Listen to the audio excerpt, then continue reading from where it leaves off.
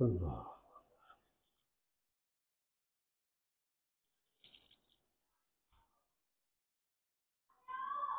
نحمده ونصلي ونسلم على رسوله النبي الكريم وعلى آله وأصحابه أجمعين. اللهم صل على سيدنا ومولانا محمد وعلى آل سيدنا ومولانا محمد وبارك وسلم صلاة وسلاما كثيرا كثيرا. توفیق الہی اپنے مرشد پاک کی برکت سے جمعے کی عشاء کی اس نشست میں ہفتے وار امام غزالی رحمۃ اللہ علیہ کی کیمیائے سعادت کا درس چل رہا ہے. آج اس کتاب کا چھٹا اصول ہے جو بخل اور سخاوت کی تدابیر کے بارے میں ہے. اس سے پہلے پانچواں اصول تھا باب المحبت، جس میں دنیا کی محبت کی مذمت کو بیان کیا گیا. تو یہ ہے بخل اور سخاوت کے بارے میں کہ دنیا کا جو مال و دولت ہے، دنیا کی محبت ہے یا دنیا کی طرف رغبت ہے، تو یہ اللہ نے ہر انسان کے دل میں رکھی ہے. اس کی چمک دمک، اس کی روشنی، اس کے عجائبات انسان کو اپنی طرف مائل کرتے ہیں. تو فرماتے ہیں کہ دنیا عجائبات کی آماج گاہ ہے. دنیا عجائبات کی آماج گاہ ہے اور اس میں رنگا رنگ درخت ہے. یعنی جتنی بھی رنگینیاں ہیں اس کی مثال ایک درخت کی ہے. رنگا رنگ درخت ہے اور درختوں میں گوندا گون شاخیں، درختوں کے اندر شاخیں ہوتی ہیں. ان شاخوں کو ہم مال، عزت، محل، مکان، علم، صبر اور زہد وغیرہ وغیرہ سے موسوم کرتے ہیں. اس درخت کی یہ شاخیں ہیں، مال ہے، عزت ہے، محل ہے، مکان، جائیداد، علم، صبر، زہد. عزت، مال اور وقار، حشمت بھی دنیا کا ایک شعبہ ہے. لیکن مال دنیا ان میں سب سے زیادہ موجب آفات انسانی ہو سکتا ہے. دنیا کا جو مال ہے اور اس کی جو طلب ہے، یہ سب سے زیادہ انسان کے لیے ایک ہلاکت کا سبب بن سکتا ہے. خداوند عالم نے اس کو عقبہ سے موسوم کیا ہے، گھاٹی، عقبہ، مال کو. آدمی کی زندگی کا سہارا یہ مال ہی ہے کہ اس مال کے لیے جد و جہد کرتا ہے، مال کو حاصل کرتا ہے، اس لیے کہ زندگی اس کی آسانی کے ساتھ گزر جائے. تو زندگی کا سہارا مال ہے اور دنیا کی تمام ضروریات اس کے ذریعے پوری ہوتی ہیں، اسی مال کے ذریعے سے. اور اگر مال نہ ہو تو یہ سامان عیش فراہم نہیں ہو سکتا. یعنی مال نہیں ہوگا تو عزت ہے، اچھا مکان ہے، اچھا کاروبار ہے اور دوسری چیزیں ہیں، شہرت ہے، کوئی منصب ہے، تو یہ چیزیں حاصل نہیں ہو سکتی. اور سامان عیش نہ ہونے پر انسان سینکڑوں گمراہیوں میں مبتلا ہو جاتا ہے. اور وہی کفر کی بنیاد ہے کہ اگر یہ انسان کے پاس کشادگی، فراخی اور رزق کے دروازے نہ ہوں تو پھر نوبت یہاں تک آتی ہے کہ مایوسی اسے کفر تک پہنچا دیتی ہے. اگر مال کی آسائشیں فراہم ہوں تو آدمی تعیش میں پڑ جاتا ہے، غریبوں کی پرواہ بھی نہیں کرتا. یعنی یہ مال ایک ایسی آزمائش ہے، اگر کسی کے پاس نہیں ہے تو جب بھی اس کے لیے آزمائش ہے، کسی کے پاس ہے تو جب بھی آزمائش ہے. اگر کسی کے پاس نہیں ہے، اس کی زندگی کے اندر وہ جو ایک زندگی گزارنے کے لیے انسان کو تعیش چاہیے اور کچھ راحت کے اسباب چاہیے، اس کے پاس نہیں ہے. اور جس کے پاس ہے وہ تعیش کے اندر اتنا پڑ جاتا ہے کہ اللہ کو بلا دیتا ہے. تو ہر حال کے اندر اس مال کو جو ہے آزمائش کہا گیا کہ اگر مال اللہ تعالیٰ فراہم کر دیں، مال دے دیں، تو آدمی تعیش میں پڑ جاتا ہے اور غریبوں کی پرواہ بھی نہیں کرتا، پھر اتنا بھول جاتا ہے ہر ایک کو، اس کو نہیں پتا کہ کون غریب رشتہ دار ہے، کون غریب پڑوسی ہے، کون حاجت مند ہے۔ امیر دو حالتوں سے خالی نہیں ہوتا، جس کو اللہ نے مال دیا ہے دو حالتوں سے خالی نہیں ہوتا، ایک بخل اور دوسرے سخاوت۔ یہ بخل انتہائی بری چیز ہے۔ سخی بھی دو قسم کا ہوتا ہے، ایک اسراف اور دوسری معتدل حالت، یعنی پہلے تو یہ ہے یا تو مالدار آدمی ہے، یا تو اس کے اندر بخل ہوگا یا اس کے اندر سخاوت ہوگی۔ تو اگر بخل ہے تو بری چیز ہے کہ آدمی اپنی ضروریات میں بھی خرچ نہ کرے، اور اگر وہ سخی ہے تو سخاوت کی پھر دو قسمیں ہیں۔ ایک سخاوت کی قسم ہے اسراف، فضول خرچ، کہ بس مال ہے اڑا رہا ہے اس مال کو، تو یہ تو قابل مذمت حالت ہے۔ اور دوسری حالت اس کی اعتدال والی ہے، معتدل حالت ہے، کہ وہ اپنی ضروریات پر بھی خرچ کرتا ہے، بیوی بچوں پر بھی خرچ کرتا ہے، اللہ کے راستے میں بھی خرچ کرتا ہے، اور اپنی ضرورت کے لیے کچھ بچا کر بھی رکھتا ہے، کسی مشکل وقت کے اندر اسے کسی کے آگے ہاتھ نہ پھیلانا پڑے، کسی کے آگے سوال نہ کرنا پڑے، تو اپنی عزت نفس کی حفاظت کے لیے وہ کچھ بچا کر بھی رکھتا ہے۔ تو اسراف بری چیز ہے اور اعتدال اچھی چیز ہے۔ اسی طرح فقیر بھی دو قسم کے ہوتے ہیں۔ فقیر ایک ہے حریص اور دوسرا ہے قناعت کرنے والا۔ حریص برا ہوتا ہے اور قانع اچھا ہوتا ہے، جو قناعت کیے ہوئے ہیں۔ پھر حرص کی دو قسمیں ہیں، حرص کی دو قسمیں ہیں، یعنی فقیر دو قسم کے، ایک فقیر حریص ہے اور ایک قانع ہے۔ تو حریص تو برا ہے، اور قناعت کرنے والا اچھا ہے کہ جو مل گیا اللہ کی رضا میں راضی ہو گیا۔ لیکن حرص کی دو قسمیں ہیں۔ ایک قسم یہ ہے کہ بیٹھے بٹھائے لوگوں سے چاہنا، بیٹھے بٹھائے مجھے کچھ کرنا نہ پڑے، بس ادھر سے مل جائے ادھر سے مل جائے، تو بس مانگ تانگ کے گزارا کرنا، لوگوں کے مال پر، لوگوں کے اوپر نظر کا ہونا، اپنے لیے کوئی محنت، اپنے لیے کوئی کوشش نہ کرنا، تو یہ حرص مذموم ہے۔ اور دوسرا فرمایا کہ وہ ہے کہ اپنے ہاتھ پیر چلا کر کمانا، یہ بھی حرص ہے نا، مال کی حرص ہے، اس کو بھی حریص ہے یہ بھی، لیکن اس کے لیے محنت کرتا ہے، مزدوری کرتا ہے، محنت کرتا ہے، تجارت کرتا ہے، ملازمت کرتا ہے، ہاتھ پیر چلاتا ہے، یہ حرص محمود ہے، یہ حرص اچھی ہے۔ آدمی کو ایسا حریص ہونا چاہیے کہ جس میں رزق حلال کے لیے وہ محنت کرے، اور جب رزق حلال کے لیے آدمی محنت کرتا ہے تو اس محنت میں اللہ کی مدد اس کے ساتھ ہوتی ہے۔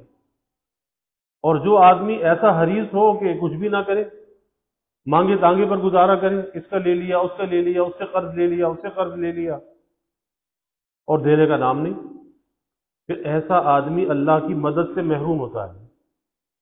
اور جب اللہ کی مدد سے یہ محروم ہے، اس کے لیے راستے کھلتے نہیں، راستے بند ہوتے ہیں، راستے بند ہوتے ہیں۔ تو اللہ کی مدد کے راستے کھولنے کا طریقہ بھی یہی ہے کہ آدمی جس حیثیت کے اندر بھی ہے، ہاتھ پیر چلا کر محنت کرے، اپنے لیے کوشش کرے، اور جب یہ کوشش کرتا ہے تو اللہ اس کی کوشش کو رائے گا نہیں کرتا۔ اللہ دیکھتا ہے کہ اپنی عزت نفس کی حفاظت کر رہا ہے، یہ محتاجگی سے بچنا چاہتا ہے، یہ ہاتھ پھیلانے سے بچنا چاہتا ہے، اللہ بھی اس کی عزت آبرو کی حفاظت کرتا ہے، اللہ اس کا دستگیر ہوتا ہے، مددگار ہوتا ہے۔ تو ان تمام صورتوں میں یہ جاننا ضروری ہے کہ کون چیز انسان اختیار کرے کہ وہ آخرت میں کام آ سکتی ہو، کس کو اختیار کرے، کیا کرے۔ بہرحال یہ معلوم ہو گیا کہ مال انسان کے ہر شعبہ زندگی کے لیے ضروری ہے، اس سے فائدے اور نقصانات دونوں ہیں، لہٰذا ہم کو چاہیے کہ اس کے فائدوں کو حاصل کریں اور نقصانات کو چھوڑ دیں۔ خداوند عالم کا ارشاد ہے، لا تلہکم اموالکم ولا اولادکم عن ذکر اللہ وَمَن يَفْعَلْ ذَلِكَ فَأُولَٰئِكَ هُمُ الْخَاسِرُونَ۔ مقصد یہ ہے کہ اپنے مال اور اہل و عیال کو ذریعہ غفلت خداوندی نہ بناؤ، اپنے مال کو، اپنی اولاد کو، اپنے اہل و عیال کو، اپنے گھر والوں کو اللہ سے غفلت کا ذریعہ مت بناؤ، اللہ کی یاد کا ذریعہ بناؤ کہ یہ مال اور یہ اولاد تمہیں ہلاکت میں نہ ڈال دے۔ لا تلہکم فرمایا کہ تمہیں ہلاکت میں نہ ڈال دے، اور ہلاکت میں کب ڈالے گی؟ کہ جب یہ مال اور یہ اولاد، یہ اہل و عیال اسے غفلت کے اندر مبتلا کر دے۔ اس لیے کہ یہ نقصان اٹھانے والوں میں سے ہے، جو اللہ سے غافل ہو گیا کہ اس سے بڑا کوئی نقصان اٹھانے والا نہیں ہے۔ اسی لیے حضور نبی کریم صلی اللہ علیہ وسلم کا ارشاد ہے کہ مال کی محبت انسان کے دل میں اس طرح نفاق پیدا کرتی ہے جیسے کوئی پودا پانی کی سیرابی سے اگتا ہے۔ مال کی محبت، مال کی چاہت۔ اور فرمایا کہ بھوکے بھیڑیے بکریوں کو اتنا نقصان نہیں پہنچاتے جتنا حب مال انسان کے دل کو گمراہ کرتا ہے۔ حدیث میں آتا ہے کہ دو بھوکے بھیڑیے کسی بکری کے ریوڑ میں چھوڑ دیے جائیں تو وہ بکری کے ریوڑ کو اتنا نقصان نہیں پہنچاتے جتنے مال کی محبت انسان کے ایمان کو نقصان پہنچاتی ہے۔ لوگوں نے عرض کیا کہ آپ کی امت میں بدترین آدمی کون ہے؟ آپ سے سوال کیا گیا، آپ کی امت میں بدترین آدمی کون ہے؟ فرمایا کہ مالدار۔ اور میرے بعد ایک قوم الوان نعمت میں مبتلا ہو جائے گی اور وہ لوگ عیش و طرب کے عادی ہوں گے۔ الوان نعمت یعنی مختلف قسم کی نعمتوں کو چاہیں گے، یہ بھی مل جائے، وہ بھی مل جائے، وہ بھی مل جائے۔ لیکن اب بات وہی ہے کہ کس مالداری کی مذمت ہے؟ ہر مالداری کی مذمت نہیں ہے، کیونکہ صحابہ بھی بڑے بڑے مالدار تھے، لیکن اللہ نے جو مال دیا تھا اس اللہ کے مال کو وہ اللہ کے راستے میں خرچ کرتے تھے، اور وہ مال اللہ کے منشا اور شریعت کے تقاضوں کے مطابق حاصل کرتے تھے، اور اسے اسی طرح سے خرچ بھی کرتے تھے۔ اب مذمت وہاں پر ہے کہ آدمی مال کے کمانے میں حلال حرام کی فکر نہ کرے، بس جہاں سے آئے آنے دو، جیسا بھی آتا ہے، سود سے آئے، رشوت سے آئے، کسی ملاوٹ سے، دھوکے سے، کسی طرح بھی آ جائے، بس آ جائے۔ کسی کی زمین دبا لی، کسی کا مکان دبا لیا، کسی کا کچھ دبا لیا، کسی کا قرض لے کے دبا لیا، بس مال آ جائے۔ تو فرمایا یہ بدترین آدمی ہے، یہ بدترین آدمی، یہ مال اس کے لیے بدترین ہے، یہ بہترین نہیں ہے۔ ورنہ مال تو ایک اللہ کی نعمت ہے، لیکن بات وہ یہ کہ نعمت وہ جب ہے کہ اسے صحیح مصرف سے حاصل کیا جائے اور اس کی حرص دل کے اندر نہ ہو، جو مل جائے اس سے قناعت ہو۔ یہ نہیں کہ جو مل گیا کچھ بھی نہیں ہے، کچھ بھی نہیں ہے، کچھ بھی نہیں ہے، اور حرص کا پیٹ بھرتا ہی نہیں، اللہ کی تقسیم پر راضی رہے، قناعت کو اختیار کرے۔ کیونکہ اگر حرص ہوگی، قناعت اگر انسان کے اندر نہیں ہوگی تو اس مال کی دوڑ میں لگا رہے گا۔ جب مال کی دوڑ میں لگا رہے گا تو اللہ سے غافل ہو جائے گا، اور پھر جتنا ملتا چلا جائے گا اس کے اندر ناشکری بڑھتی چلی جائے گی، شکر نہیں ہوگا، کیونکہ حریص ہے نا، اور حلال حرام کو بھی نہیں سوچے گا کہاں سے آیا، کیسے آیا۔ تو صحابہ میں بڑے بڑے مالدار تھے۔ حضرت ابوبکر صدیق رضی اللہ عنہ کتنے بڑے مالدار آدمی تھے، کتنی بڑی تجارت تھی، لیکن سارا مال اللہ کے راستے میں خرچ کر دیا، اللہ کے حبیب صلی اللہ علیہ وسلم کے قدموں پہ نچھاور کر دیا۔ حضرت عثمان رضی اللہ تعالیٰ کتنے بڑے شخص ہیں، کتنا مال اللہ نے دیا، لیکن اپنا مال اللہ کے راستے میں خرچ کیا۔ اور اس طرح سے آپ صلی اللہ علیہ وسلم ان کے مال کو خرچ فرماتے تھے جیسے کہ اپنے مال کے اندر آدمی تصرف کرتا ہے، حضرت عثمان رضی اللہ تعالیٰ کے مال میں۔ تو یہ مال انسان کے لیے مددگار ہے۔ تو مال وبال بھی ہے اور مال مددگار بھی ہے۔ وبال جب ہی ہے کہ جب انسان حلال حرام کی فکر نہ کرے، غافل ہو جائے، مال آئے تو عیش و عشرت کے اندر پڑ جائے۔ اور مددگار جب ہے کہ فکر سے کمائے، فکر سے خرچ کرے، اللہ ناراض نہ ہو۔ نہ کمانے میں ناراض کرے اللہ کو، نہ خرچ کرنے میں اللہ کو ناراض کرے، اور پھر اس مال سے اپنی آخرت کے لیے کچھ کر کے جائے، آخرت کے لیے۔ یہ نہیں کہ دنیا کا مال جمع کرتا رہا اور آخرت کے لیے کچھ بھی نہ کیا، تو پھر ظاہر ہے کہ اس مال کا حساب بھی دینا پڑے گا، کیونکہ جتنا یہ جمع کرے گا اپنی ذات پر کتنا خرچ کرے گا؟ بہت تھوڑا سا، بہت تھوڑا سا، باقی پیچھے والے عیش کریں گے، عیش کریں گے، اور حساب اس کو دینا پڑے گا۔ قبر اس کی بھاری ہوگی کہ حساب دو، کہاں سے کمایا تھا، کہاں خرچ کیا، تو مال وبال بن جائے گا، مال عذاب بن جائے گا۔ تو اللہ کے حبیب صلی اللہ علیہ وسلم سے پوچھا گیا کہ آپ کی امت میں بدترین آدمی کون ہے؟ فرمایا کہ مالدار، اور میرے بعد ایک قوم الوان نعمت میں مبتلا ہو جائے گی، وہ لوگ عیش و طرف کے عادی ہوں گے، مال آئے گا یا مال کی حرص ہوگی یا مال اس لیے جمع کریں گے کہ عیش و عشرت کے ساتھ زندگی گزرے، عیش و عشرت کے ساتھ۔ وہ حدیث میں آتا ہے نا کہ ایک آدمی کے پاس مال ہے اور صحیح عقل و فہم بھی ہے، تو صحیح عقل اور فہم سے وہ صحیح ذرائع سے مال حاصل کرتا ہے اور صحیح راستے کے اندر وہ خرچ کرتا ہے اللہ کے راستے میں۔ اور ایک آدمی، اس کے پاس عقل و فہم تو ہے لیکن مال نہیں ہے، لیکن اس کی نیت یہ ہے کہ اگر مجھے مال ملے تو میں اس کی طرح اللہ کے راستے میں خرچ کروں، جیسے یہ خرچ کر رہا ہے ایسے میں بھی خرچ کروں اللہ کے راستے میں۔ تو آپ نے فرمایا کہ ثواب میں یہ دونوں برابر ہیں، ثواب میں دونوں برابر ہیں۔ حالانکہ ایک تو خرچ کر رہا ہے نا، ایک تو خرچ نہیں کر رہا، لیکن اس کی نیت ہے کہ اللہ اگر مجھے دے تو میں اس طرح سے اللہ کے راستے میں خرچ کروں، تو یہ دونوں برابر ہیں۔ اور ہمارے ایک آدمی کے پاس مال تو ہے لیکن عقل نہیں ہے، عقل سے کورا ہے، اس لیے وہ اللہ کے مال کو اللہ کی نافرمانی میں لٹاتا ہے۔ اور ایک وہ آدمی ہے کہ جس کے پاس نہ عقل ہے نہ مال ہے،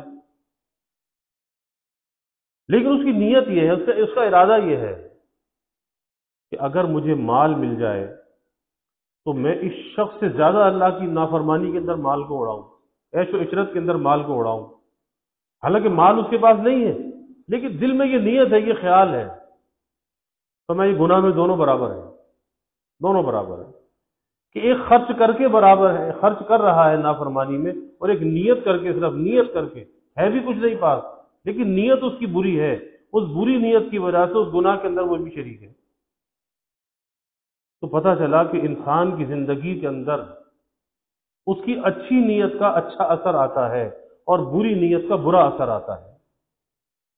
یہ نیت کا جو فساد ہے نا، یہ نیت کا فساد بہت بڑا فساد ہے،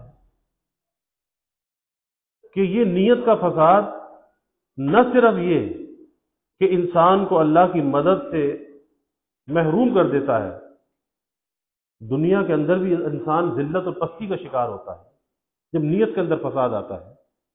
پھر وہ یہ نہیں دیکھتا، اسے مال چاہیے کہیں سے بھی مل جائے، کسی کا غصب کر کے مل جائے، چوری کر کے مل جائے، رشوت سے مل جائے، سود سے مل جائے، ڈاکے سے مل جائے، کہیں سے بھی مل جائے، تو فساد ہے، یہ مال اس کے لیے فساد ہے۔ اور ایک آدمی وہ ہے جو حلال ذریعے سے کما رہا ہے، تھوڑا تھوڑا کر رہا ہے اور اللہ کی رضا میں راضی بھی ہے، شکر بھی ادا کرتا ہے کہ اللہ تیرا شکر ہے۔ اور رزق حلال کا اگر انسان کو کوئی ذریعہ مل جائے، بڑی اللہ کی نعمت ہے، بڑا اللہ کا شکر گزار ہونا چاہیے، شکر ادا کرنا چاہیے کہ اللہ اپنا فضل فرما رہا ہے، اللہ اپنے فضل سے عطا کر رہا ہے۔ پھر یہ نہ دیکھے کہ تھوڑا ہے یا زیادہ ہے، راضی رہے، دل سے راضی رہے، اللہ روزی کے راستے کھول دے گا، دروازے کھول دے گا، راضی رہے۔ اور جو بھی ملے یہی کہ یا اللہ یہ بھی تو میری حیثیت سے زیادہ ہے، میں تو اس کے قابل بھی نہیں ہوں، اس کے بھی قابل نہیں ہوں۔ تو نیت کے اندر جب یہ صفائی ہوگی نا، نیت کے اندر صفائی، تو اللہ کا فضل متوجہ ہو جائے گا، اللہ کا فضل۔ اور اللہ کا فضل بہت بڑی چیز ہے، بہت بڑی چیز ہے، کیونکہ جب وہ دیتا ہے نا، بے حساب دیتا ہے، وہ ہماری توقع سے بڑھ کے دیتا ہے۔ پھر وہاں پہ یہ نہیں ہوتا کہ اس نے کتنی مزدوری کی تھی، اس کو مزدوری کتنی ملنی چاہیے، محنت کتنی کی ہے؟ تو محنت کے حساب سے مزدوری نہیں ملتی، بے حساب ملتی ہے، انسان کے تصور سے بھی زیادہ ملتی ہے، لیکن شرط یہ ہے کہ دل کو صاف کر لیں، دل کی صفائی ہونی چاہیے، دل میں نیت میں فساد نہیں ہونا چاہیے، خرابی نہیں ہونی چاہیے، پھر اللہ اتنا نوازتا ہے، اتنا نوازتا ہے، انسان کے تصور سے زیادہ اللہ نواز دیتا ہے۔ تو فرمایا، آپ نے فرمایا لہٰذا میں تم کو حکم دیتا ہوں کہ ایسے لوگوں سے پرہیز کرنا کہ جو عیش و طرف کے اندر مبتلا ہوں، جو مال کے فساد کے اندر مبتلا ہوں، جن کی نیتوں کے اندر فساد ہو۔ فرمایا کہ ایسے لوگوں سے پرہیز کرنا، ان کو سلام کرنا گناہ سمجھنا، ان کی موت اور خوشی میں شریک نہ ہونا، بڑی سخت باتیں ہیں، بڑی سخت۔ مال کا فساد بہت بڑا فساد ہے۔ ان کو سلام کرنا بھی گناہ، اور ان کی موت اور خوشی میں شریک نہ ہونا، اور ان کے آباء و اجداد کی عزت نہ کرنا، ورنہ تم مسلمانوں کے زمرے سے نکل جاؤ گے اور اسلام کی تباہی کا باعث بنو گے۔ ایک آدمی علی اعلان فسق و فجور کے اندر مبتلا ہے اور نظر آتا ہے کہ اس کی زندگی ایسی ہے، تو ظاہر ہے پھر اس کے ساتھ کیسے رکھ رکھاؤ انسان رکھ سکتا ہے؟ پھر اس سے تو راستے جدا ہوں گے نا، کہ جس کی زندگی ایک علی اعلان فسق و فجور کے اندر ہے، پھر اس سے راستے جدا ہوں گے، اس کے ساتھ کھانا پینا، یاری دوستی، پھر کچھ نہیں ہے۔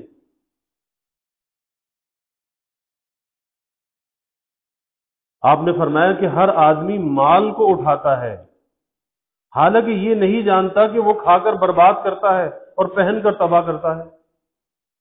مال جمع کرتا ہے نا، مال جمع کرتا ہے، اب مال جمع کرنے کے بعد کیا کرتا ہے؟ کھاتا ہے، کھا کر کیا ہوتا ہے؟ وہ نجاست بن کے جسم سے نکل جاتا ہے۔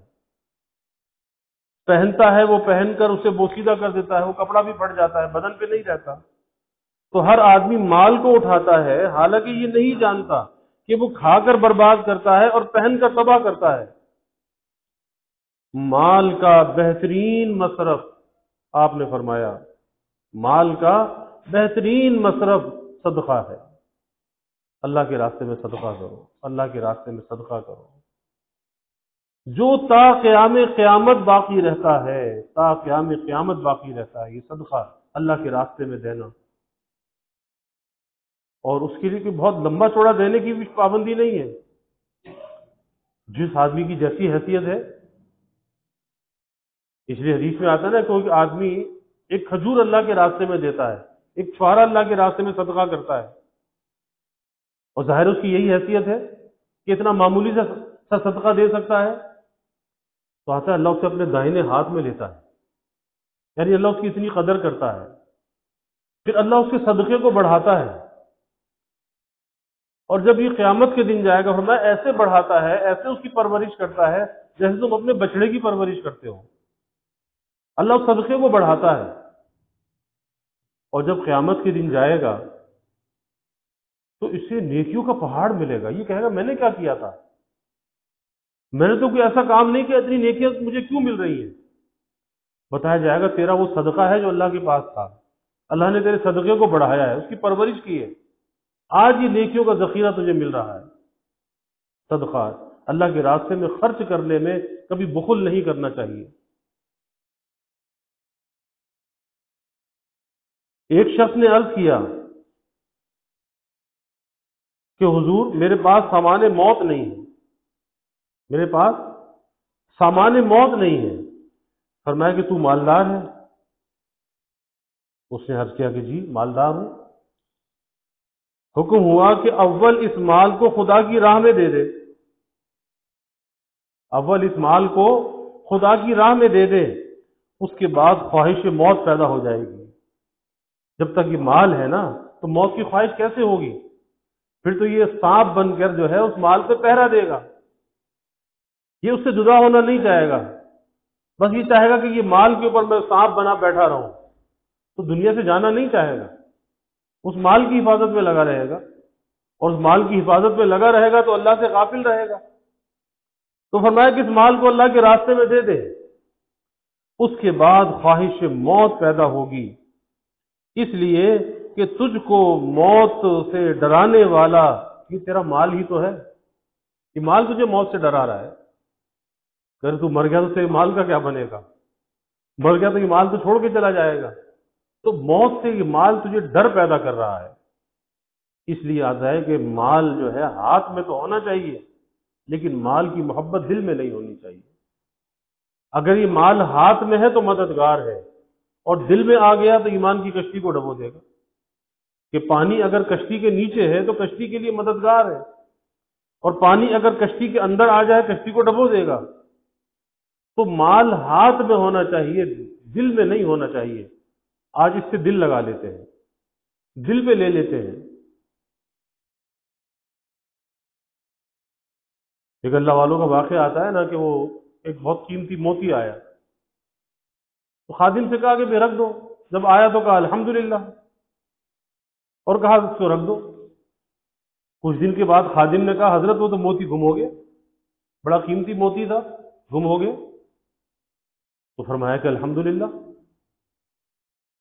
تو اس نے کہا کہ حضرت یہ بات تو سمجھ میں نہیں آئی کہ جب وہ موتی آیا تو جب بھی آپ نے کہا الحمدللہ تو یہ تو سمجھ میں آتا ہے کہ اللہ کی نعمت تھی، تو نعمت کے آنے پر آپ نے الحمدللہ کہا، لیکن جب وہ ضائع ہو گیا، وہ گم ہو گیا، تو اب الحمدللہ کہنے کا کون سا موقع تھا؟ اب یہ ہے اللہ والوں کی کیفیت۔ تو فرمایا کہ بھائی نہ میں نے اس کے آنے پر الحمدللہ کہا، نہ اس کے جانے پر الحمدللہ کہا۔ جب وہ آیا تو میں نے اپنے دل میں غور کیا کہ اس کی چاہت، اس کی محبت، اس کی رغبت میرے دل میں تو نہیں ہے۔ تو میں نے اس کی چاہت کو، اس کی محبت کو دل میں نہ پایا، تو میں نے کہا الحمدللہ۔ اور جب وہ گم ہو گیا تو پھر تم نے آ کر اطلاع کی، پھر میں نے اپنے دل کے اندر جھانک کر دیکھا، غور کیا کہ اس کے جانے پر دل کو رنجیدہ تو نہیں ہے، تو اپنے دل کو رنجیدہ نہ پایا، اس کے ساتھ مشغول نہ پایا، تو اس پر کہا الحمدللہ۔ تو دنیا یا مال اپنی ذات میں تو مذموم نہیں ہے، اس کی مذمت جبھی آتی ہے کہ جب وہ چیز دل کے اندر بس جائے، دل کے ساتھ وابستہ ہو جائے، دل بستگی ہو جائے، جب وہ مذموم ہے۔ آپ صلی اللہ علیہ وسلم نے فرمایا کہ آدمی کے 3 دوست ہوتے ہیں، ایک وہ جو مرتے وقت تک ساتھ رہتا ہے، ایک آئزہ اقربا جو قبر تک ساتھ جاتے ہیں، اور ایک اعمال جو ہمیشہ اس کے ساتھ ہی رہتے ہیں۔ دنیا والے مرنے والے کے پسماندگان سے مال کو دریافت کرتے ہیں، کہتے ہیں نا بھئی مرا ہے تو کیا چھوڑ کر گیا ہے؟ آدمی مرا ہے تو کیا چھوڑ کر گیا؟ دنیا والے تو یہ پوچھتے ہیں، پیچھے والوں کے لیے کچھ چھوڑ کر بھی گیا یا نہیں چھوڑ کر گیا، کتنا چھوڑ کر گیا؟ لوگوں کو تجسس ہوتا ہے، کیا پوچھتے ہیں؟ مال کے لیے پوچھتے ہیں۔ تو پہلی بات آپ نے کیا فرمائی؟ فرمایا کہ ایک وہ جو انسان کے ساتھ مرتے وقت تک ساتھ رہتا ہے، یہ اس کا مال ہوتا ہے، کہ ادھر یہ مرا، ادھر یہ پرایا ہوا۔ اور دوسرے اس کے اعزاء اقربا ہیں، اس کی قبر تک ساتھ جاتے ہیں۔ اور تیسرا اس کا عمل ہے جو اس کے ساتھ رہتا ہے۔ تو دنیا والے مرنے والے کے پسماندگان سے مال کو دریافت کرتے ہیں، مال کتنا چھوڑ کے مرا۔ اور فرشتے اول یہ دریافت کرتے ہیں کہ اس نے قبل از مرگ کیا بھیجا تھا۔ تو مرنے والے کے لیے پسماندگان تو مال کی طرف دوڑتے ہیں، مال کو دیکھتے ہیں، اور فرشتے اس کے اعمال کو دیکھتے ہیں، کوئی عمل بھی نیک اس کے ساتھ ہے یا نہیں۔ ایسا کام کرنا چاہیے کہ جو اس کے ساتھ عمل ہے نا، وہ عمل کا ذخیرہ زیادہ ہونا چاہیے، چاہے مال ہو یا نہ ہو۔ حضرت عیسیٰ علیہ السلام سے لوگوں نے دریافت کیا کہ کیا آپ پانی پر چل سکتے ہیں اور ہم نہیں؟ یعنی آپ تو پانی پر چل لیتے اور ہم نہیں چلتے، تو آخر اس کی وجہ کیا ہے؟ کیا سبب ہے اس کا؟ تو فرمایا کہ تم کو مال دنیا کی محبت ہے، اس لیے تم نہیں چل سکتے۔ تم پانی پر قدم رکھو گے تمہیں ڈر ہوگا کہ ڈوب جاؤں گا، مر جاؤں گا، اس لیے تم نہیں چل سکتے۔ اور میں اس کو مٹی کے برابر سمجھتا ہوں، مال کو مٹی کے برابر سمجھتا ہوں، اس لیے پانی پہ چل لیتا ہوں کہ ڈوبنے کا مرنے کا ڈر نہیں ہے۔ ایک شخص نے حضرت ابو الدرداء رضی اللہ عنہ کو کوئی تکلیف پہنچائی، تو آپ نے اس کو درازی عمر اور فراخی مال کی دعا دی۔ اس نے تکلیف پہنچائی اور اسے درازی عمر اور فراخی مال کی دعا دی، اور کبھی یہ دونوں چیزیں آزمائش بن جاتی ہیں، لمبی عمر ہوتی ہے اور مال کی فراوانی ہوتی ہے تو یہ آزمائش بن جاتی ہے۔ اس لیے اللہ کے حبیب صلی اللہ علیہ وسلم نے ارذل عمر سے پناہ مانگی ہے۔ ارذل عمر کہ عمر تو لمبی ہو لیکن وہ عمر ذلت کے ساتھ گزرے، عزت کے ساتھ نہ گزرے، وہ ذلت کے ساتھ گزرے، تو یہ ارذل عمر ہے، اس سے آپ صلی اللہ علیہ وسلم نے پناہ مانگی ہے۔ تو حضرت ابو الدرداء بڑے درجے کے صحابہ میں سے ہیں، تو کسی نے تکلیف پہنچائی، آپ نے اسے دعا کیا دی، اللہ تیری عمر کو دراز کر دے اور تیرے مال کو فراخ کر دے، فراخی مال کی دعا دے دی، اور یہی دعا اس کے لیے باعث ضلالت ہو سکتی تھی، اس لیے اس کو دعا دی۔ حضرت علی ابن طالب کرم اللہ وجہ نے 1 روپیہ ہاتھ میں لے کر فرمایا، 1 روپیہ ہاتھ میں لے کر فرمایا کہ جب تک تو میرے پاس ہے، جب تک تو میرے پاس ہے کوئی فائدہ حاصل نہ ہو سکے گا۔ یہ روپیہ جب تک اپنے پاس ہے نا کوئی فائدہ نہیں ہوگا، اپنے سے جدا ہوگا تو فائدہ ہوگا، اپنے پاس جمع کر کے کیا فائدہ ہوگا، الا اس کے کہ حساب دینا پڑے گا یا بعد والے عیش کریں گے۔ روایت میں ہے کہ جب سکہ پہل بنایا گیا، سکہ پیسے، روپیہ پیسہ جو ہوتا ہے، سکہ کرنسی، تو ابلیس نے اس کو اٹھا کر کہا جو تجھ سے محبت کرے گا وہ مجھ سے محبت کرے گا، شیطان ابلیس، کہ جو اس پیسے سے محبت کرے گا وہ مجھ سے محبت کرے گا۔ حضرت یحییٰ بن معاذ فرماتے ہیں کہ روپیہ پیسہ سانپ اور بچھوؤں کی طرح ہے، روپیہ پیسہ سانپ اور بچھوؤں کی طرح ہے، جب تک اس کی دوا نہ حاصل کر لے کبھی خواہش نہ کر ورنہ ہلاک ہو جائے گا۔ وہ سانپ پکڑنے والے سپیرے ہوتے ہیں نا، تو ان کے پاس اس کا تریاق ہوتا ہے، یہ وجہ ہے کہ وہ سانپ کو تو ہاتھ سے پکڑ لیتے ہیں، تو اور تو پکڑ کے دیکھیں ڈس لے گا، ڈستا سانپ ان کو بھی ہے لیکن ان کے پاس تریاق ہے، اس لیے وہ تریاق استعمال کرتے ہیں، زہر اس کا ختم ہو جاتا ہے۔ بہت سے بچھو پکڑ لیتے ہیں، ان کے پاس تریاق ہوتا ہے۔ تو حضرت یحییٰ بن معاذ فرماتے ہیں کہ یہ روپیہ پیسہ سانپ اور بچھوؤں کی طرح ہے، یعنی ایک زہریلی چیز ہے، ڈسنے والی، ڈنک مارنے والی، جب تک اس کی دوا حاصل نہ کر لے کبھی خواہش نہ کر، یعنی اس کی دوا کیا کہ اس سے بے رغبتی تیرے اندر ہونی چاہیے، اس مال کی چاہت دل کے اندر نہیں ہونی چاہیے۔ خواجہ عبید اللہ حرار رحمۃ اللہ علیہ کا واقعہ آتا ہے نا، پہلے بھی عرض کیا تھا کہ ملا جامی رحمۃ اللہ علیہ پہنچے وہاں پر، تفصیلی واقعہ ہے کہ تلاش میں سے کسی اللہ والے سے بیعت ہو جاؤں، تو سفر کرتے کرتے خواجہ عبید اللہ حرار رحمۃ اللہ علیہ کے یہاں پہنچ گئے۔ وہاں جا کر دیکھا ان کی خانقاہ میں بڑا ٹھاٹ باٹ تھا، تو دل میں خیال آ گیا کہ بھئی ان کے ذہن میں بزرگی کا تصور یہ تھا کہ کوئی جھونپڑی ہوگی، کوئی پھٹی ٹوٹی چٹائی پڑی ہوگی، کوئی ٹاٹ کا لباس ہوگا، بس اس طرح کی کوئی حالت ہوگی۔ وہاں دیکھا تو ٹھاٹ باٹ ہے، قالین بچھے ہوئے ہیں، گاؤ تکیے لگے ہوئے ہیں، پردے لگے ہوئے ہیں، خدام خدمت کر رہے ہیں۔ تو خیال آئے کہ یہ کیسے اللہ والے کہ اتنا سامان عیش و عشرت۔ ایک فارسی کا مصرع کہا، نہ مردس آں کے دنیا دوست دارت، کہ وہ اللہ والا نہیں ہو سکتا جو دنیا کو دوست رکھے۔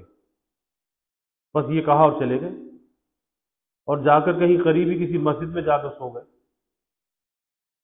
اب سوئے تو خواب دیکھتے ہیں، کیا خواب دیکھتے ہیں کہ میدان حشر قائم ہے، لوگوں کا حساب کتاب ہو رہا ہے، ان کی بھی اللہ کے سامنے پیشی ہو گئی۔ اب جب ان کے اعمال کا وزن ہوا تو نیکی اور گناہ برابر ہو گئے، تو کہا گیا بھئی ایک نیکی کہیں سے لے آؤ تو تمہارا کام بن جائے۔ اب یہ وہاں پر پریشان کھڑے ہیں، کوئی ایک نیکی دے دے، وہاں تو کوئی ایک نیکی دینے کے لیے آمادہ نہیں۔ اس دن پتہ چلے گا کہ ایک نیکی کتنی قابل قدر ہوتی ہے۔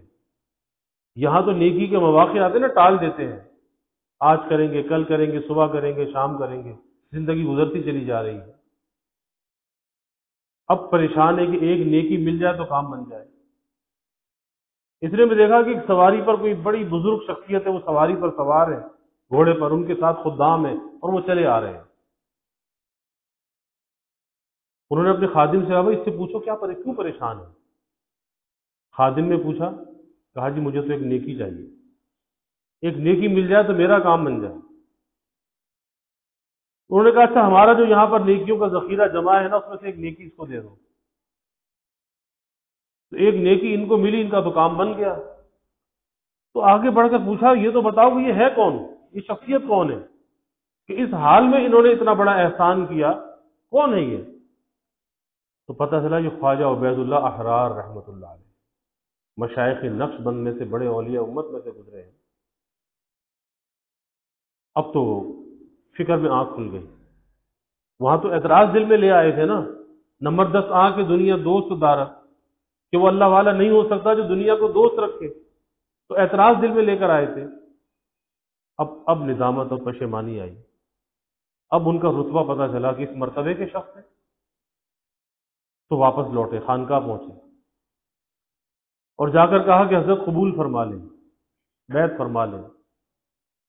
تو شیخ کو بھی منکشف ہو گیا کہ یہ دل کے اندر کیا سوچ کر گئے تھے۔ تو شیخ نے کہا کہ ذرا وہ مصرع تو کہو جو یہاں سے کہہ کر گئے تھے۔ سمجھ گئے کہ شیخ کو منکشف ہو گیا۔ کہا کہ حضرت معاف فرما دیں، مجھ سے غلطی ہوئی ہے، معاف فرما دیں۔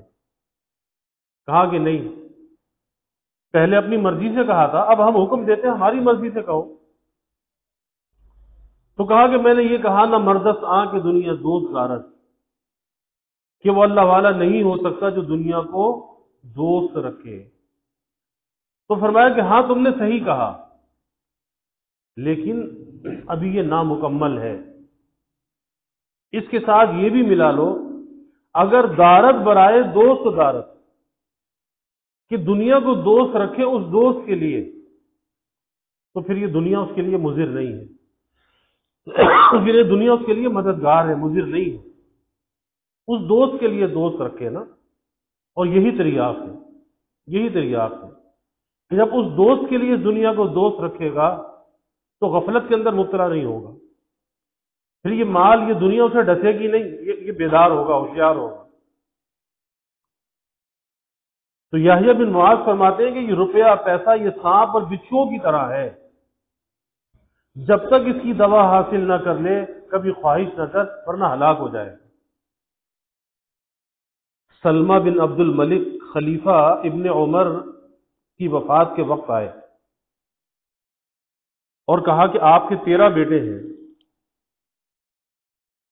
ایک پیسہ بھی کسی کے لیے یافت نہیں چھوڑا ہے۔ یعنی اتنے بڑے خلیفہ عمر بن عبد العزیز گزرے ہیں اور آپ دنیا سے جا رہے ہیں اور اپنی اولاد کے لیے کچھ بھی چھوڑ کے نہیں جا رہے۔ تو خلیفہ نے جواب دیا کہ میں نے کسی کا مال نہ بیٹوں کو دیا اور نہ بیٹوں کا مال کسی دوسرے کو، نہ ناجائز کہیں سے غصب کر کے بیٹوں کو دیا، نہ کہیں سے بیت المال کا مال بیٹوں کو دیا، اور نہ بیٹوں کا حق میں نے کسی کو دیا۔ اس لیے میں بالکل مطمئن ہوں، میں مطمئن ہوں، اگر بیٹے لائق اٹھیں گے، یہ بڑی اہم بات ہے، اگر بیٹے لائق اٹھیں گے تو خدا خود ان کی کفالت کرے گا، خدا خود کفالت کرے گا۔ اور کائنات کا نظام تو اللہ چلانے والا ہے نا۔ انسان سوچے شاید میری وجہ سے چل رہا ہے، یا میرے بعد پھر کیا ہوگا، پھر آخر اللہ ہی ہے نا۔ تو اگر یہ بیٹے لائق ہیں تو کوئی غم کی بات نہیں، اللہ ان کا حامی و ناصر ہے، اللہ ان کی کفالت کرے گا۔ اور اسی پر نظر ہونی چاہیے، اسی پر نظر ہونی چاہیے کہ اپنی اولاد کی تربیت ایسی کرے کہ اس کا یقین اللہ کے اوپر ہونا چاہیے، اور صحیح راستے پر اپنی اولاد کو ڈال کر جائے، صحیح راستے پر صحیح تربیت کر کے جائے۔ یہ نہیں ہے کہ دھوکہ، جھوٹ اور غلط راستوں پر ڈال کے چلا جائے، نہیں، اپنی بھی قبر خراب ہوگی، اولاد کی قبر بھی خراب ہوگی۔ امانت دیانت سکھائے، اولاد کو سچائی سکھائے، کیونکہ اگر وہ لائق اولاد ہے، اللہ کا مددگار ہے، پھر کوئی فکر کی بات نہیں ہے۔ اور اگر وہ فرمایا کہ نالائق ہے، اگر وہ اولاد نالائق ہے، پھر کروڑوں اربوں روپے چھوڑ کے چلا جائے، اس کو بھی برباد کر دے گا، کیونکہ نالائق ہے نا۔ اور لائق ہے تو پھر اللہ ان کی کفالت کرنے والا ہے، پھر کوئی فکر کی بات نہیں ہے۔ تو کوشش یہ کرنی چاہیے کہ اولاد کو لائق چھوڑ کر جائے، بجائے اس کے کہ مال و دولت دے جائے اور وہ نالائق ہوئے، ان کو نالائق ہی رکھا، ان کی تربیت ہی نہ کی، تو کیا ہوگا؟ اس مال کو اڑا دیں گے۔ اور ایسے ایسے واقعات ہوئے کہ ایک شخص کا واقعہ آتا ہے کہ اتنا بڑا مالدار وہ شخص تھا کہ جب انگریز نے ہندوستان میں ریلوے لائن بچھائی تو اس کی اتنی مربع زمینیں تھیں کہ اس کی زمینوں سے جب ٹرین گزرتی تھی تو آدھا گھنٹہ اس کی زمین پہ چلتی تھی۔ اب کتنے مربع زمین ہوگی؟ کتنا بڑا مالدار آدمی، اتنی زراعت اس کی، آدھا گھنٹہ ریل اس کی زمین پہ چل رہی ہے۔ اب اندازہ لگائیں کتنی ہوگی، وہ میلوں کے اندر ہوگی۔ لیکن وہی بات کہ اولاد نالائق تھی، لائق نہیں تھی، نالائق تھی۔ اور پھر لوگوں نے وہ منظر بھی دیکھا کہ جب وہ باپ دنیا سے چلا گیا، جس شہر کے اندر اس باپ کی جائیداد، زمینیں، سب کچھ تھا، اثاثے چھوڑ کر گیا، ایک وقت ایسا آیا کہ اس کا بیٹا اس شہر کے چوراہے پر کھڑے ہو کے بھیک مانگتا تھا۔ ایسا وقت بھی آئے۔ تو اولاد کو لائق بنانے کی کوشش کرے، نالائق بنانے کی کوشش نہ کرے۔ اللہ کا یقین ان کے دل کے اندر ڈالے کہ کوئی فکر کی بات نہیں ہے، اگر تم لائق ہو اللہ تمہارا مددگار ہے۔ تو کہا کہ اگر یہ بیٹے لائق اٹھیں گے، لائق ہوں گے، تو خدا خود ان کی کفالت کرے گا، اور جس کی اللہ کفالت کرے وہ کسی کا محتاج نہیں ہوتا، وہ کسی کا محتاج نہیں ہوتا۔ اس لیے اللہ پر نظر ہونی چاہیے، اللہ پر نظر ہونی چاہیے۔ اور فرمایا کہ اگر یہ نالائق ہوں گے تو مجھے قطعاً ان کی فکر نہیں، جو چاہے ان کا حشر ہو، جو چاہے ان کا حشر ہو، کہ مجھے ان کی پرواہ نہیں۔ حضرت یحییٰ ابن معاذ کا قول ہے کہ مالدار آدمی کے لیے مرتے وقت دو مصیبتیں ہیں۔ مالدار آدمی جس کے پاس مال ہے نا، مال، جائیداد، سونا، چاندی، دو مصیبتیں موت کے وقت ہیں۔ ایک تو یہ کہ اس کا مال چھنتا ہے، جتنا جمع کیا اب سب چھوڑ کے جا رہا ہے، پیچھے چھوڑ کے جا رہا ہے۔ اب اس کا رنج ہے کہ اتنا جمع کیا، ساری زندگی کھپا دی، اس مال کو جمع کرتے کرتے ساری زندگی کھپا دی، اور آج سب جدا ہو رہا ہے، یہ سب مجھ سے چھن رہا ہے۔ اور دوسرے یہ پھر فکر ہوتی ہے، یہ حسرت ہوتی ہے، یہ مصیبت اس کے گلے ہوتی ہے کہ اس مال کا حساب کتاب اس سے لیا جاتا ہے، اس سے لیا جاتا ہے۔ عیش پیچھے والے کرتے ہیں نا، حساب اس سے لیا جاتا ہے۔ اللہ تعالیٰ مال کے فتنے سے بچائے، مال کی آزمائش سے بچائے، اللہ اس مال کو آخرت کے لیے مددگار بنائے، اللہ اسے ہمارے لیے آزمائش کا ذریعہ نہ بنائے، نہ مال کو نہ اولاد کو۔ اس لیے لا تلہکم اموالکم واولادکم عن ذکر اللہ، کہ یہ مال اور یہ اولاد یہ بڑی آزمائش ہے، تو اللہ سے عافیت مانگنی چاہیے، اللہ سے ڈرنا چاہیے کہ مال کا فتنہ بھی بڑا فتنہ ہے، اولاد کا فتنہ بھی بڑا فتنہ ہے، کہ اللہ نہ مال کو آزمائش بنائے نہ اولاد کو آزمائش بنائے۔ یہ بڑا سخت فتنہ ہے، سخت آزمائش ہے۔ اللہ تعالیٰ قناعت عطا فرما دے، اپنی رضا میں راضی رہنے والا بنا دے، حرص و حوث سے اللہ حفاظت فرمائے۔ باقی اس پر انشاءاللہ تعالیٰ پھر آئندہ بات ہوگی۔ اللہ تعالیٰ فہم دین عطا فرمائے۔ وآخر دعوانا الحمد للہ رب العالمین والعاقبۃ للمتقین والصلاة والسلام علی اشرف الانبیاء والمرسلین اللہم صل علی سیدنا و مولانا محمد وعلی آل سیدنا و مولانا محمد وبارک وسلم ربنا آتنا في الدنيا حسنة وفي الآخرة حسنة وقنا عذاب النار. ربنا أتمم لنا نورنا واغفر لنا إنك على كل شيء قدير. اللهم أعنا على ذكرك وشكرك وحسن عبادتك. اللهم إنا نستعينك على طاعتك. اللهم وفقنا لما تحب وترضى من القول والعمل والفعل والنية والهدى إنك على كل شيء قدير.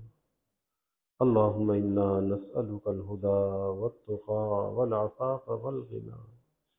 اللهم إنا نسألك الصحة والعفة والأمانة وحسن الخلق والرضا بالقدر. اللهم اغفر ذنوبنا واستر عيوبنا واشرح صدورنا واحفظ قلوبنا ونور قلوبنا ويسر أمورنا وحسن مرادنا وتمم تقصيرنا. اللهم نجنا مما نخاف يا حفي الألطاف. اللهم أرنا الحق حقا وارزقنا اتباعه وأرنا الباطل باطلا وارزقنا اجتنابه. اللهم أحسن عاقبتنا في الأمور كلها وأجرنا من خزي الدنيا وعذاب الآخرة. اللهم إنا نسألك العفو والعافية والمعافاة الدائمة في الدين والدنيا والآخرة والفوز بالجنة والنجاة من النار والنجاة من النار والنجاة من النار. اللهم إنا نسألك من خير ما سألك منه نبيك سيدنا محمد صلى الله عليه وسلم، ونعوذ بك من شر ما استعاذك منه نبيك سيدنا محمد صلى الله عليه وسلم. وأنت المستعان وعليك البلاغ ولا حول ولا قوة إلا بالله. وجزى الله ولا محمدا صلى الله عليه وسلم ما هو أهله. وصلى الله تعالى وسلم على النبي الكريم. آمين برحمتك يا